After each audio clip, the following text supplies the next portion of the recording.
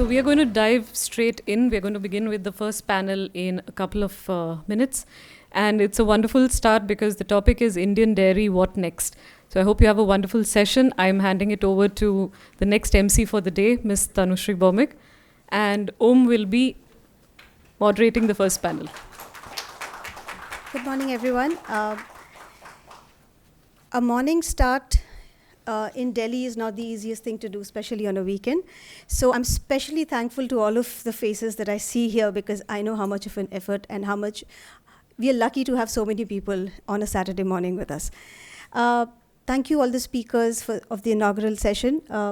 And we will straight dive into and thanks Ruth for emceeing for the inaugural. For all of you who don't know Ruth D'Souza Prabhu, let me take this opportunity to introduce her. Ruth is a core team member of ICA Weekend. She is one of the brains behind the ICA Weekend, and she is a very accomplished independent journalist, an author, and an editor. Thank you, Ruth. Our first panel today is Indian Dairy, What's Next? We thought we'll start looking ahead instead of looking back or looking sideways. The moderator for the first panel is Mr. Om Routray, the founder director of Indian Culinary Agenda. And this is a bit uncomfortable introducing Om, but I'll try my best. Not the easiest to introduce your spouse standing on a podium, but why not?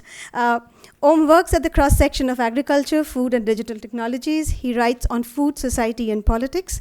He runs Folk Tales with Tanushree, should have taken that off, which has been listed as one of the 50 most luxurious experiences to have in India by Business World. They have also been mentioned in Vogue, Life Mint, yada yada. But besides that, Om is the founder director of the Indian Culinary Agenda, and the two pillars that he specially looks into is agriculture and the link between agriculture and food. I hand it over to you. So the first panel, we'll kind of try to, I'll probably first invite my panelists and then introduce the panel. First of all, Mr. Subhadeep Sanyal. He is a partner at Omnivore. If you haven't heard of Omnivore, you should not be here. Because we should all follow the money, right? So Omnivore is probably the biggest funder in Indian agri-tech ecosystem. Happy to have you here. Thank you for having me. Anyway, I should mention. Subhadeep leads the Agri-Tech, Climate and Rural Focused VC Fund. So dairy is right up his alley. Next, Mr. Hemendra Mathur. I'll probably give a formal introduction later, but we call him as the grandfather of Indian Agri-Tech ecosystem. Looks younger, but yeah. So, if you're talking Indian agri-food, Hemendra has to be there. He's either inside the room or on the podium. Works for the Bharat Innovation Fund. He's the chairman of FICCI Task Force on Agri Startups. Works for multiple multilateral funds. We don't have time to, cover the entire bio of Hemendra. We have a panelist who is late, but before that, I'd like to invite Ankur. Ankur Kathuria is a partner at Intellecap, works on climate and agriculture advisory. My apologies, the last panelist is also a man. We tried very hard not to have a panel, but that's what we have ended up with. But, we don't have another panel for the next 2 days. But, just to introduce what you're trying to do in the first panel, if you see so, all other panels are kind of a commodity focused. We have panel on ghee and cheese and, So what you're trying to do here is kind of set the ground for the coming 2 days. We will discuss the big picture. As Mr. Amal Sinha also said, as a consumer, he has concerns.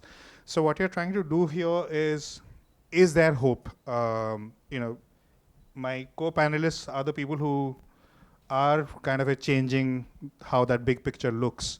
So what we'll try to do here in terms of discussing is what's the landscape, what's coming, and when you ask your questions, if you please keep that in mind and ask specific questions about what this panel is capable of answering.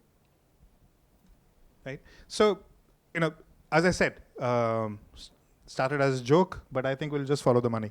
My first question, I'll probably just have one question each, then open for audience questions, and then I'll come back, finish with my questions. My first question is for Subhadeep. You have invested in dairy tech startups. Stellabs, if you haven't looked them up, you should do the Googling right now and frame your questions. What's your reading of the Indian dairy tech ecosystem? And what has led to those funds, and how do you see them, over the last few years? Again, thank you very much. And we have a nicer, it's okay to not know Omnivore as well, just to put it on record. So, in fairness, we've been around for about 14 years now, food and agri-focused venture fund, early stage investing. To your question, Om, I think, so we have in fact not just Stellabs, but we have taken bets across the dairy value chain. So whether it's the financing element of cattle, which is a key issue for smallholder farming, dairy farming in India, the herd size increase is a major constraint. That whether it's insurance, again related to cattle health, whether it's better feed through high nutrition, locally available materials, and how do you integrate that into kind of compound feed diets for that better yields, whether it's silage, again on the nutrition side, or whether it is more digital technologies and IoT related technologies which deal with issues around traceability and quality and things like that, whether it's AgNext doing adulteration testing in milk, whether it's Stellabs through its IoT systems across the value chain, right from the collection center to a processing center, all the way to the end. So we also have a consumer milk company called Sid's Farm, which we invested in recently, which is based out of Hyderabad. It's kind of like, Akshay Kalpa in a way, right? So idea is to kind of provide antibiotic-free milk, right? We're not claiming organic, we're not claiming anything else, but can you provide clean antibiotic-free milk to consumers, which is not crazy premium, right? Because again, if you want to really scale businesses in India, you need to play in that mass premium category. So having said that, we've had we're very, very bullish on dairy. Dairy is 25% of the agri GDP of India. We're the largest producers, we're the largest consumers, we're, massive livelihoods depend on dairy in India. And it's very peculiar in its organization, right? We don't have large farms, and that's kind of what makes it work as well. So in our opinion, there is plenty of opportunity to improve, and I do not think all is lost. We all, of course, keep on hearing about fake paneer, fake milk. All of that is true. Let's not take that away, but that also brings opportunity to both consumers as well as entrepreneurs and policymakers to how do you improve the current situation. So in one way that we've seen technology, I guess, help, and that's kind of where private enterprises got created and the funding landscape got started, is how do you tackle, so there are the legacy kind of distribution and collection systems built across dairy systems, right? Whether it's cooperative dairies or private dairies, village level collection centers, better equipments out there which are helping chill milk. I walked in and I heard somebody talking about cold storage. How do you use solar to kind of run these chilling centers, right? In the future, make it less energy driven. So idea is that at every step of the journey, you are trying to improve upon the quality, but at the same time, our submission and learning is that if you are to kind of operate and scale in India, you can't do it at an astronomically high price. There is affordability angle that you need to maintain. And again, we see that with some of the companies which do a phenomenal job in terms of like the best quality milk, but if it's priced at 200 rupees a liter, you can create a nice, lifestyle business of a couple of $1 million or more, but that's about it, right? You're not really impacting a large number of people. So in our sense, whatever technology, and I've kind of mentioned about Stellabs, Ecozen on the chilling side, AgNext on the adulteration side, adulteration testing side, DGV, which is cattle financing and insurance, and Sid's farm. So right from, and also eFeed, which is on the feed side, a company called Cornnext, which works with silage, that how do you take something as simple as silage, right, which exists for millennia but is not available to Indian dairy farmers because of size constraints. Because whenever we've imported, large silage making machines from the West in the past, those silage bales are too large for Indian farmers to transport and move and, even consume. So how do you create micro entrepreneurs who become silage entrepreneurs or fodder entrepreneurs? And then that helps you take the nutrition profile of the animal higher, right? So those are, I think, some of the interventions. We personally, again, as I said, there are 6 investments that we've done in dairy across the value chain. So we are definitely bullish. It's a large enough category. It is also an interesting category from a pure financial perspective. It pays out daily, right? It's one of the very few things a farmer can do to manage their cash flows. If you think of other crops, it's seasonal, 3 months, 6 months, annual, but dairy is taking care of their daily expenses. So in a way, it's critically important for the dairy farmer also to make money. And again, as consumers, whatever gap there is, I think it's a continuous push to kind of improve there. I'll quickly take a pause. It's been all over the place, but my panelists can do a better job of tying it up than me. I think all of us would like to hear more about, he said scale, right? So technology is still considered niche. So I think we'll come back to the question of scale later and how they want to empower that scale. But Hemendra, coming to you, I mean, and you have a wider perspective, not just at tech, but also non-tech players in dairy. And I think this question will keep coming back to us that, sustainability is a huge question. Health concerns are a huge question. And I'll kind of keep to the startup ecosystem because that's what this panel will kind of focus on. Are you seeing enough innovation, and are you seeing, taking on from Subhadeep's point, that will they acquire the scale which will have wider impact? Good morning, everyone, and thanks. First of all, thanks to Om, Tanushri, Mali for putting ICA together. Wonderful forum. Compliments. Good to see Andrew in the room. I think if it comes to India-Australia relationship, food diplomacy or dairy diplomacy is probably next to cricket diplomacy, if I can say so. So we have a lot to learn from Australians, by the way, when it comes to dairy. Coming back to a question, I think there's plenty of innovations happening in the dairy sector, though as an investor, as an ecosystem player, you always want more. But I see there's enough happening. I think we probably need sort of a platform to drive this innovation at scale, right? I remember 2017 when I talked about AgriStack. I think it was just a concept.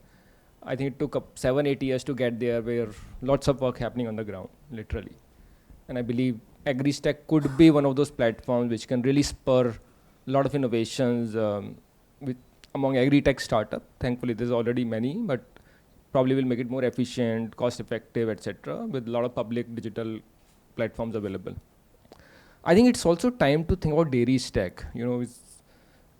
And the reason I'm saying, because a lot of challenges that you see in dairy, starting with productivity of sort of, cows, still very low as compared to any other country which you can think of.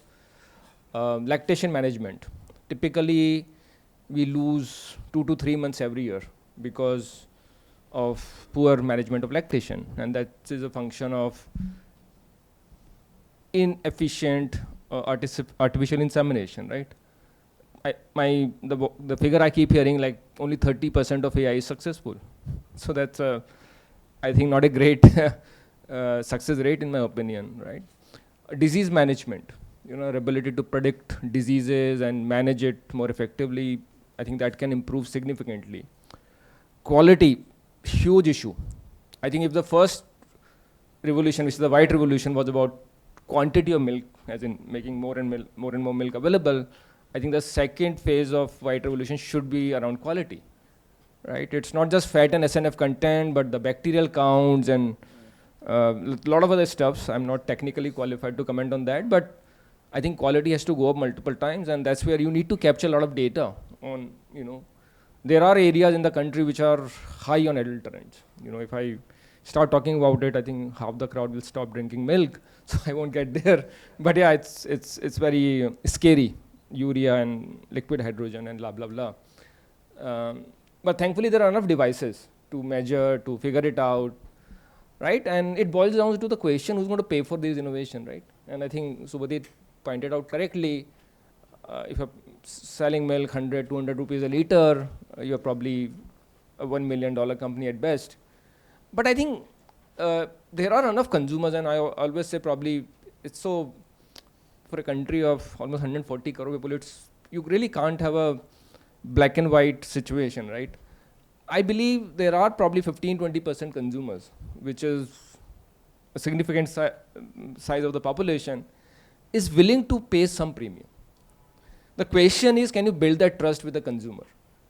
You know, and likes of Country Delight, Akshay Kalpa, Sid's Farm have demonstrated that, right? So I think that is where the challenge is. How do you build, like for example, organic food is a great example. Why it could not take off? Because that trust never happened.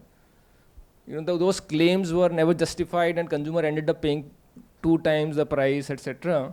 So I think that trust has to be built with the consumer. It could be 10% premium, it could be 20% premium. We have seen those kind of price points in the market already. So I think that is where my hope is, that it is not a program which need to be subsidy driven, etc. There are enough consumers who are willing to pay for it. Harp on quality, harp on safety, harp on nutrition, right? I think that is where the game is. And so I think that's one piece of innovation where you're digitizing a lot of it. You can build a quality stack. Another important area which is the cold chain in milks. There are, I think, 400,000 milk collection points in the country, and probably the same number of BMC or even less. There's a need for at least 1 million collection points with BMC, with cold chain infrastructure. The bacterial count goes up significantly in the first, 2-3 hours, right? So you need BMCs, you need Insta milk chillers at the farm level, right? And thankfully there are many companies who are making it. But again, the question is, if farmer invest in a IMC, who's going to pay for it, right? Do we have financing options? Will he get a premium? I think those are all question marks. So I think that is where we should be sort of, and thankfully a lot of milk industry or the dairy industry is in the hands of cooperatives. So when you have to build a stack, I think where do you start? I think you start with at least the cooperatives, which are largely quasi-government organization.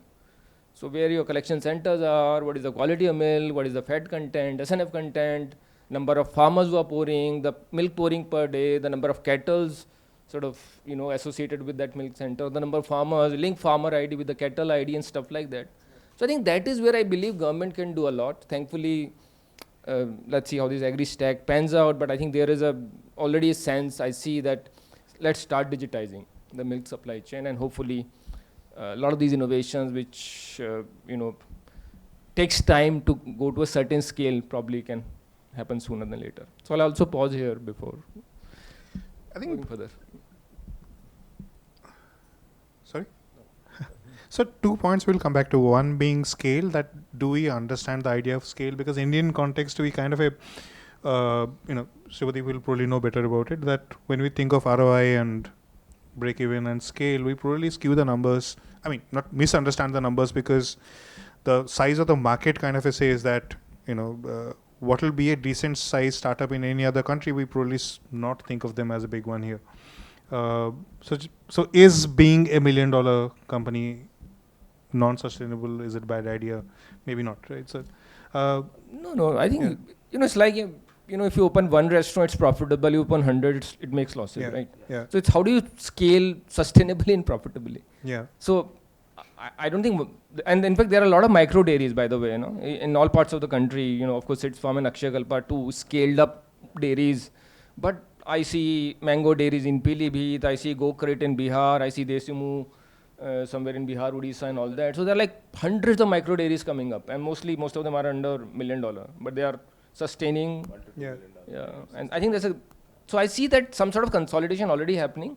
How do you empower them to become more ambitious, more large scale is something that we need to see. Yeah, I have another question, but I think we'll probably just bring in Ankur, because when we talk about technology, be it agri-technology or dairy technology, we see that there is a benefit in transferring this to, let's say, the rest of South Asia or the global South. And that's the path that many Indian startups have taken. So Ankur, I mean, particularly talking about dairy technology here, because in agri has, quite a few successful case studies. But in terms of dairy technologies, I mean, what do you think, is the potential for transferring this to global South and India being seen as a leader of, let's say, dairy tech? Right. Before I answer this, I just want to briefly introduce myself. That you've heard a investor, you've heard a thought leader, and I'm a consultant who kind of started his journey advising government on various projects, and for last 7-8 years it's been agriculture, advising on agri stack. And more recently, I've moved to an organization called Intellecap, which is kind of more into enterprise acceleration on how do we scale enterprises. So while this discourse is going on, I'm kind of putting in my government advisory hat as well, and at the same time enterprise acceleration hat as well. And I'm trying to marry the two. And there have been questions raised by earlier panelists on scaling, how do we scale? And some reference was made to government as well. And the point that I want to make here is that before I answer the south part of it, even within India, what has happened is that government has laid down an infrastructure for quite some time now.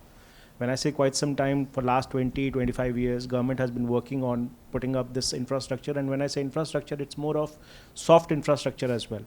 So like in villages, there is a concept of self-help groups, women coming together, and it's we almost have 10 crore women today as a part of self-help groups. And within those self-help groups, there is a concept of Pashu Sakhis that has come up, They're more of animal caretakers, I would say. And they're quite equipped to handle day-to-day livestock issues, handling the medical emergency is not the right word, but medical requirements, kind of training some of the villagers on how to handle calves, how to handle the livestock. So the point I'm trying to bring out is that there is an infrastructure which is sitting out there and probably is an answer for scaling up that we were trying to find. Second government infrastructure that we can think of is a concept of, say, farmer producer organizations. If you look at, there was like we were talking about, multiple dairies are coming up, micro dairies and so on and so forth. So when we look at this concept of farmer producer organizations, specially produced, made by NDDB, National Dairy Development Board. Now this is a ready catchment for any private enterprise to kind of source milk from, or to kind of tap on, because some of the farmers are still probably not giving to NDDB for various reasons, and they can be kind of milk can be catered from them. The third part is really about the logo that you see up there, Ministry of Animal Husbandry and Dairy.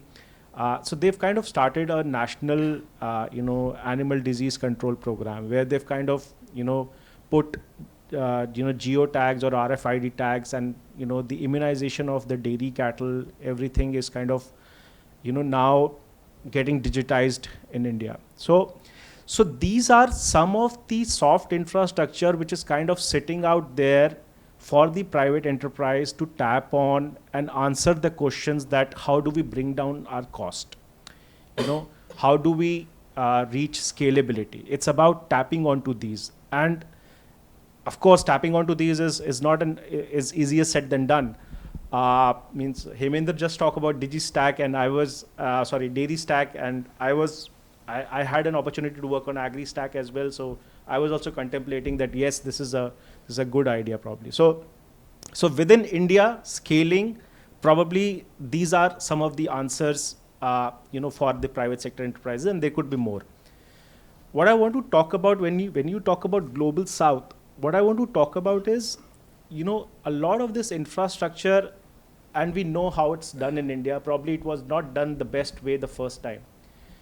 But now that we have the lessons, there is a very strong opportunity for dairy diplomacy to start between India and say some of the global South nations, where we can start transferring the knowledge that we've gained from this, soft infrastructure setting up, and we can kind of export this knowledge, set up this soft infrastructure for global South countries, and kind of help them grow as well. So and it's not about helping them grow, it's highly likely when we will be the first ones to be exporting this knowledge, it's highly likely that our private sector players will have the first advantage as well in terms of trying to set up shop there.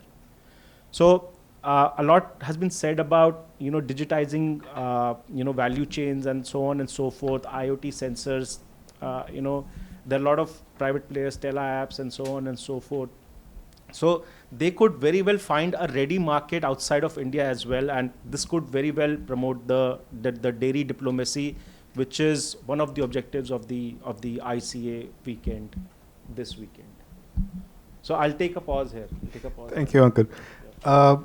Okay, so if anybody has questions. So my name is Orithro and I'm from the South Asian University. I'm a student of international relations, and I was actually really moved by the last point you were talking about, daily diplomacy, and it's something we've actually tackled in our classroom as well, especially with the South Asian countries, about how we should look at other avenues of diplomacy because ties are just so difficult.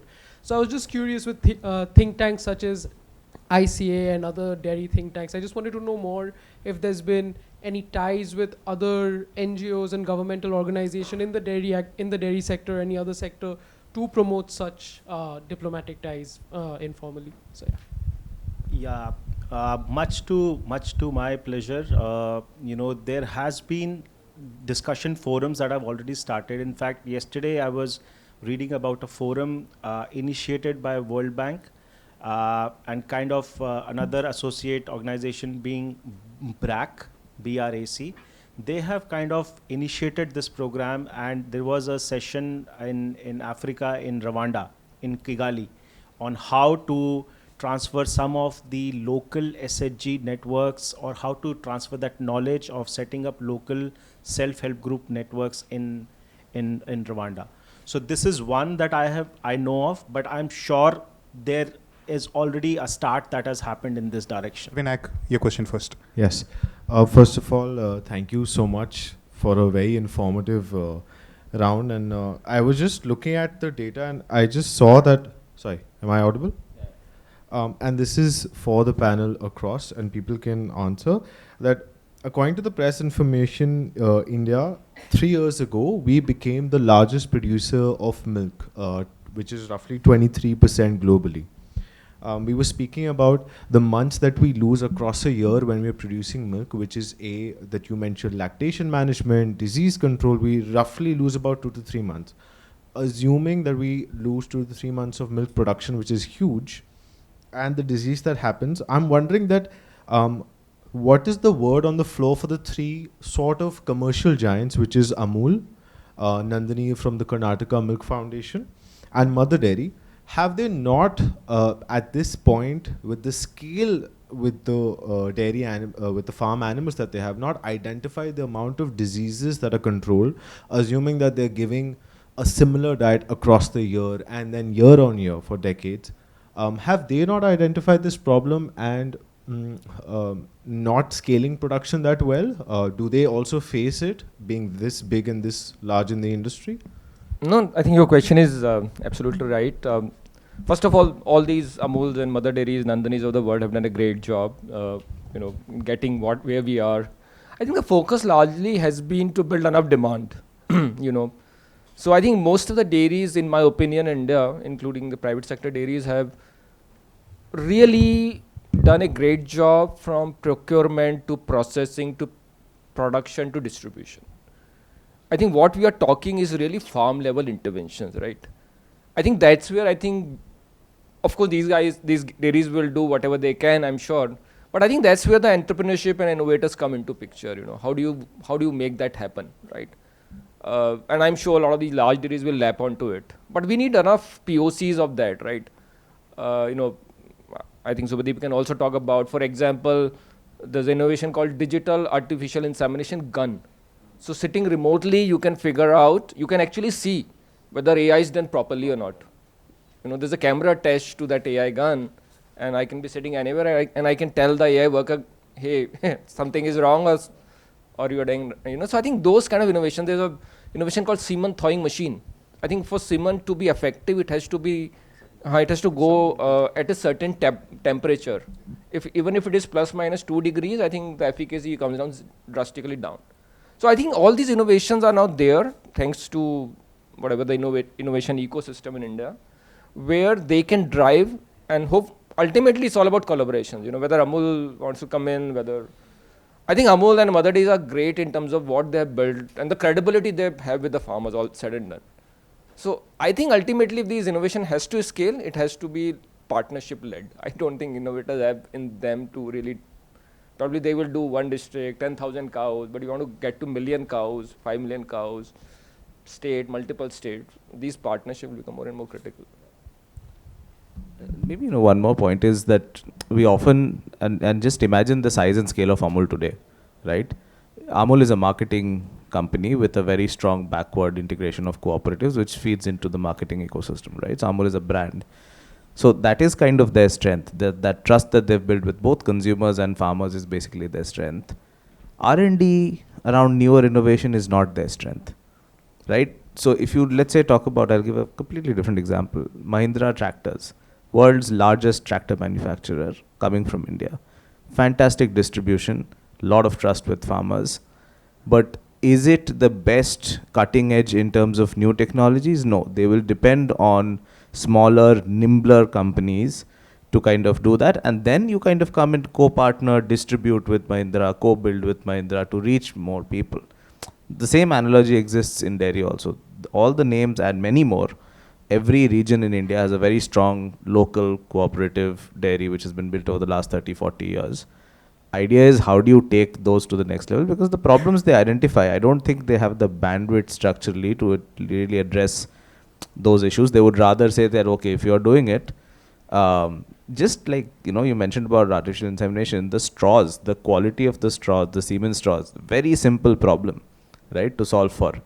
And we don't have enough. It's like in agriculture, you don't have enough good planting material. Similarly, in dairy, you don't have good high-quality semen straws available, right? So very simple problems which can be solved by local entrepreneurs. And the advantage is you can create a very nice business which does not need to be funded by any one of us, just by doing all of this, and which feeds well into the overall scheme of improving dairy. So that's kind of the point. But in fact, I think our next panel kind of answers most of those questions. We have somebody from the Goat Institute. Yeah. Chef Chawla is smiling. Alt milk. Yeah, Hemendra, you wanted to add to what Madhu said? Yeah, I think just to give more color to this demand side story, I think it's quite fascinating. If you look at Amul's journey, 35 years to $1 billion turnover, and another 18 years from $1 billion to 10 billion. So look at the demand, and it's not the absolute demand, it's the nature of demand. Yeah, so I think it was 90% pasteurized milk, maybe 20 years back. That has come down to, I think, 40-50%. And balance is all products. Would have thought Indians are going to pay for yogurt. We never thought beyond curd. And we're going to make curd at home and we're going to buy packaged curd. I think the fundamental shift which has happened. So I think all credit to dairy companies for the kind of product innovation that we see. I always joke this. We drink a lot of this charge. Charge is as good as a byproduct in the whole supply chain. But it adds to EBITDA, it's a direct bottom line product. So I think this phenomenon, and the fact that almost, I think 5 to 7 dairy companies have gone public in last 10 years is largely because of this change in the nature of demand, which is reflected in the balance sheet. It has become far healthier than it was. So I have a question for all the respected panelists. Is there any way to scale the business? It's not possible in food because I'm a food consultant, and especially in dairy because you are a dairy specialist. Is there any possibility to scale the dairy business without changing the structure of your milk or any basic product, or by maintaining the authenticity? For example, you are just saying that that company grows from $1 million to $1 billion. They're collecting milk in the center, in the villages, and I think 100, 200 people comes and they put on their milk in the same tank. So can you make sure that that milk is without any hormonal or antibiotic injections? Because when I go to villages, I personally follow those people. I did this in my last 2.5 years. And in one tank, there are 200 people's milk, but 50 are putting that injections. Can you imply any sticker, something on the pack of milk that this is hormonal free or antibiotics free? Because first we pay to buy that pack, then we pay to hospitals to save our lives. Is it possible? I guess possible. That's the point we were making. So if it is milk which is in a typical rural collection center that you're talking about, you will see 100 to 200 people pouring milk daily. Now, as a dairy company, I will not be able to go and check every 2-liter can. It's not cost effective, because then you also want milk at 65 rupees a liter, right? You are not going to pay 200 for it. So the trick is, and the reason why we brought up some of these names were that they kind of work with cluster of farmers where the entire SOP, right from feed, additives, what you're putting, what you're not, is monitored throughout the milking cycle, and also every batch is tested. So it's not like that you will, kind of not test, let's say 100 liters come from it. The point is, for every individual smallholder farmer, I think it's an incredibly difficult thing to track, that who has mixed a hormonal injection or not. Those tracking or cheap testing facilities are not yet available. But you can say whether you have antibiotics, you have urea, you have other adulterants or not, at some scale. So the smallest unit that you can do this is probably a 50-liter can. Right? Before pouring in a 50-liter, you kind of know where it's come from and you do your testing. The reason why some of these dairies like Akshakalpa or whatever, they work with farmers who are, maybe 5 to 10 in size, is because you can at least have a basic level of intervention done, and they're extremely rigid about the quality. Every single batch tested, every single day tested. You can go, I can go, see how their testing is happening. And that is unfortunately not very easy to scale, right? They cannot scale at 10x. These companies will not scale at 10x. And as consumers, as investors, we need to be okay with that rate of change. That this will take time. Suddenly, if you see them increasing their milk capacity by 10x, I'd be suspicious that what has changed? Like, what are you doing? Right? It's not humanly possible to take a farm or a farmer to that extent in that quick journey. So it will be slow, it can be done, but if you are saying that, can we think of a dairy farmer who is potentially pouring in 1 or 2 liters every morning and evening, and what they are doing in their back end? I think the question is, it'll be there's of course education, and there's pricing, and there's a penalty on if there is an adulteration. You can put a penalty that, hey, your milk is not clean, but how do you do it at a 1-2 liter level? I haven't seen a solution which is cost effective to do that at that scale. I think one quick point, even today, when the farmer pours milk at a collection center, the fat and SNF are tested and his remuneration is dependent on that, right? So there are equipments which can test a particular farmer's milk coming there and whether it has hormones or adulterants. The only challenge, those equipments, there are companies like Danfoss, etc., the quality analyzer, they cost in lakhs. So whether we can afford a 1 lakh, 2 lakh, 5 lakh quality analyzer at each and every collection center is a question, and that again relates to the pricing and things like that. So why I asked, because I found those traces in the top brands when I got tested from my labs, because I get my food also tested from the labs. So that is entering our body. And there is no any technology which can take hormone or antibiotics out of the milk after you pasteurize even. I think it can't be. Testing. So how can you ensure that that top brand is pure? So a company which has done traceability in milk is coming to present, so they will present the case study. Sure. Thank you. So we'll just take one question, last question, Vijay. Yeah. Then we'll chat over coffee. So India has fantastic innovations in agriculture, in milk, and for long now we have international leadership.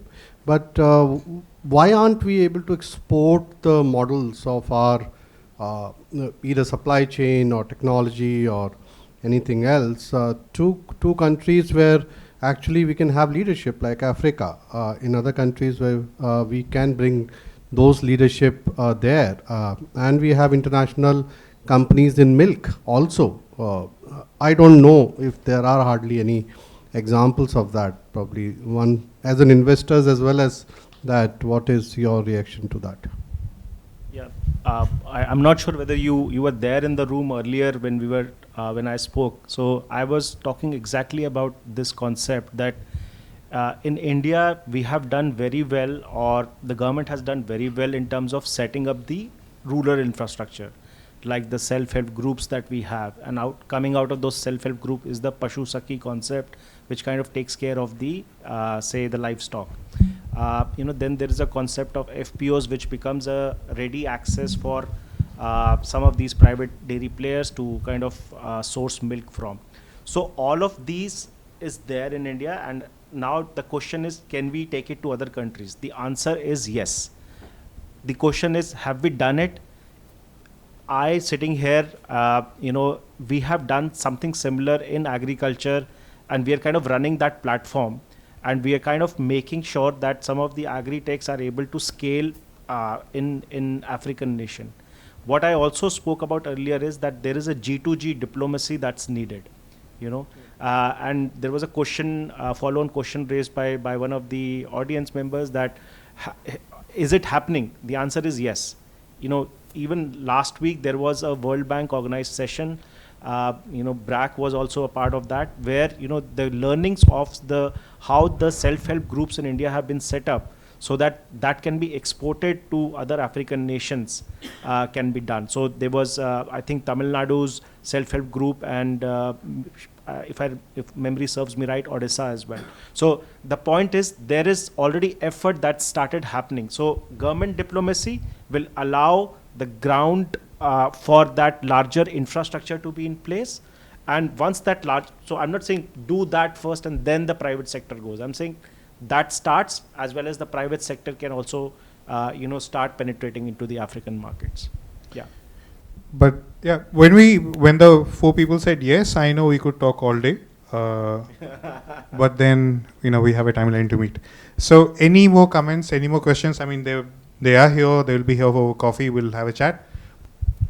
So thank you everyone. Thank you.